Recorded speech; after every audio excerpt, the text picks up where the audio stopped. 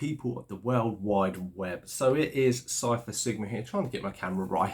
It is Saturday, so as we all know, and as you can see by the title, it is a movie review, and today's movie review is of the last, or potentially last, Clint Eastwood film, Juror number 2. So before we get into it, it's quite a... this week has been quite a landmark stuff for me. Obviously, I've had my birthday, had a wedding anniversary, and today, if you are watching this video, this marks the 2-year anniversary of me being on YouTube, or being on YouTube as this channel. So just a very quick message. Obviously, if you come across this video as your first kind of introduction to me, my channels, or you've been watching stuff on and off, or you come across whatever, this is me just saying thank you for everybody out there who subscribed, liked, comment, done all those other things. Say it very much appreciated. Didn't think I'd get here. I started YouTube to help me with presentation skills, so I'm still working on that, but the channel has grown, and I've made some good friends and a lot of other things. So yeah, just a thank you, and then we'll get into it. So yes, this is the film Juror number 2. So anybody who doesn't know, it isn't quite clearly portrayed in the trailer, but you have Nicholas Hoult. He is Justin. Justin is has got a very pregnant wife at home after she suffered a miscarriage just over a year ago, and he's called up to jury duty. He doesn't want to do it because his wife is in quite a fragile state. He does get called up. Basically, he gets called up and is juror number 2, and when he is called up, the person on trial is, or the character that is on trial is for killing his supposed girlfriend, or supposedly killing his girlfriend. That isn't necessarily confirmed, but Nicholas Hoult believes that he could have been responsible. And then it's kind of the story of how this goes along. It was very interesting. It was Clint Eastwood's supposedly final movie, but we shall see, because obviously I know what people like in Hollywood. But so let's put the spoiler warning up and let's get into it. So yes, as I said, obviously this is a movie from Clint Eastwood. Obviously you have quite an ensemble cast for this. So Nicholas Hoult as Justin Kemp, kind of juror number 2. We have Toni Collette as Faith Kilburn. She is the attorney trying to put the person away.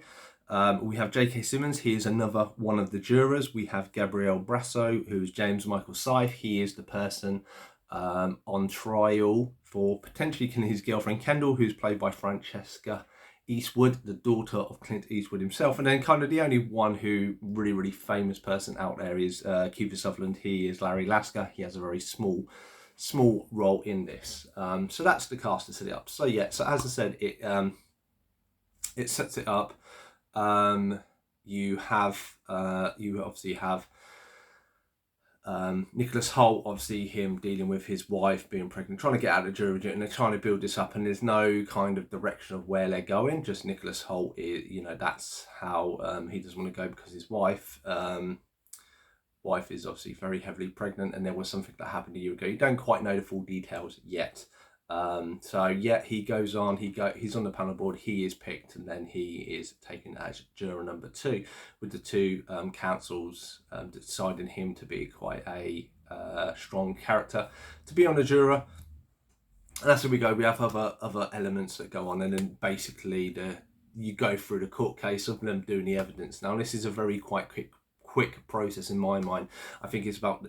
the film is an hour and 53 minutes long, so within the first hour you've kind of seen the court trial, so it's very quick. Toni Collette's character Faith, she is running for governor as well, so you see there's quite a lot of pressure on her, and it's basically her trying to justify that this bloke killed his girlfriend. And every time we see bits, we see Nicholas Hoult and kind of experience a few little flashbacks to that incident that we know he was there. And obviously there was and then he hit something with his car. Now he doesn't know if it's linked, because the theory is that the boyfriend beat the girlfriend and then threw her off the road. But anyway, you kind of go back and forth, and obviously this is the evidence is there. The defense attorney doesn't really do a very good job in my eyes. He is very much like doesn't you know, the court case is so small. As I say, by the first hour, it is over and done with, which is not what you expect. Most of this is now down to deliberation time. So they all go in, they all do a quick vote. And Nicholas Hoult is the only one that is kind of holding out. Now we know why he's holding out, but the others don't. And it's kind of him trying to find a reason, and he's more or less just questioning it. And as stuff goes on, you have J.K. Simmons' character. He is a former cop who is revealed to the rest of the team, and he starts investigating, and due to a set of circumstances, he gets thrown off, and they bring an alternate in. And then this is them going back and forth trying to decide what happened. Now throughout all of this, you don't know if Nicholas Hoult did it. He knows he hit something, he knows he got out, and there is a witness who saw him, but they didn't realise it was him.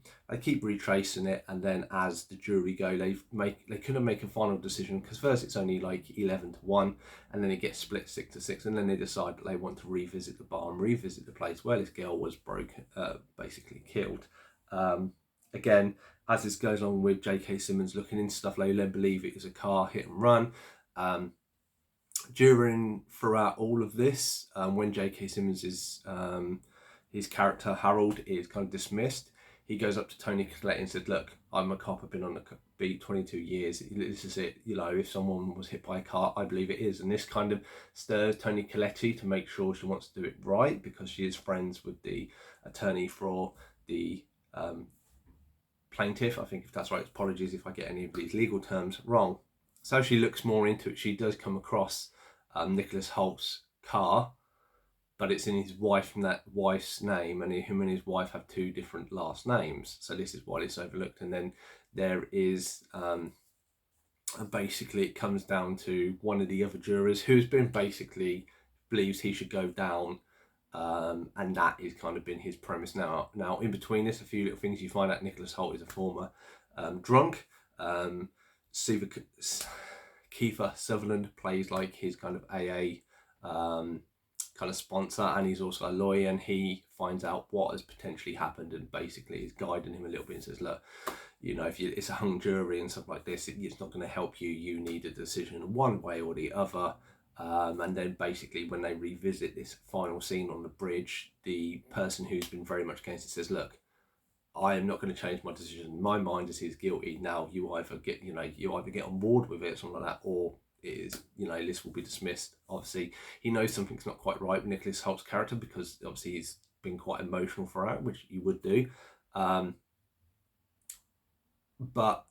then it turns out that they all vote guilty, and the bloke goes down. And when he gets sentenced, Nicholas Hoult's characters turn up. When Nicholas Hoult's character turn up, and he's very emotional when he's been sentenced to basically life. Tony Collette is obviously there representing the Kendall's family. And she feels that that he is not the person, but obviously it's not down to her. And then she sees Nicholas Hoult's character, Googles him, and then realises that the woman that she spoke to about the car is actually him, and basically puts two and two together and suspects it's him. Now, throughout all of this, there has been no confirmation that he killed it. It is just the evidence. He was driving along at the point where she was kind of hit off the road. He hit something. She was found dead. The boyfriend says he turned around. So you're always playing that it's more likely Nicholas Hoult. And essentially they have kind of a very confrontational talk, very not confirming anything, but have the discussion about, if this happened, did this happen, why are you here, and blah, blah, blah, blah, blah. And Nicholas Hoult, if you search into this, you're basically ruining this man's life. This person, he wasn't a great person, but this is what it is. Obviously, he goes down. Toni Collette goes back to her job. Nicholas Hoult goes back to his family and his newborn child. And then the final scene is them playing with the daughter. I believe it's the daughter. And there's a knock at the door. Nicholas Hoult gets up, opens the door, and Toni Collette is there. And then he's really worried on his face, and then it ends. So it doesn't kind of tell you what happened. So my rating for this is 6.3 out of 10. I did like this. There seems to be a lot of people who think this is amazing. For me, the court case didn't present a lot of evidence, which I feel that it should have more bolstered that out. It should have been more, was seen, and this and this, and like most court things like it seems very so short, and the fact there wasn't a lot of arguing or or pre-questioning. It's kind of like they wanted to get this through, and the whole thing is about the adjudication of them. But I thought because there was a lot of speculations and you didn't 100% know if Nicholas Holt's character did do it. The fact it's left open leaves it all open to interpretation. Personally, what I wanted to see is, we saw very bits at the end. We saw the boyfriend do what he said he did and turn around. Now, I would have liked them to have Nicholas Holt's character have, you know, them to show that he hit something, not see what it was, and then drive off as was seen previously, but then when it to zoom out to see that obviously there was an animal or something hit and went over and was further out of scene from when the girl was, and that potentially someone else did do this. And I think that would have been a far greater twist. I think I like movies when they keep it open, but as I said, I think it was lacking in I think, you know, I love Nicholas Holt. I like Clint Eastwood direction films. I don't think this is his greatest.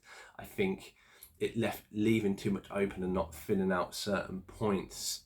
I say it very much kind of, you go with the evidence, and basically almost from the get-go it's pointing Nicholas Holt, and this kind of to my interpretation at the very end is more or less he did it. And I kind of feel when they're, you know, like a mystery or something like that, which is kind of what this story is, but then you kind of know from the get-go it's more or less they're hinting at Nicholas Holt all the way throughout it, and there's just kind of more evidence him going. It is what it is, and the fact that you then don't know what happened, I think leaves too many things unresolved. But that has been my review of Jury number 2, the last or potentially last Clint Eastwood film. Have you seen this movie? Let me know your thoughts and feelings in the comments down below, and I shall see you in the next one.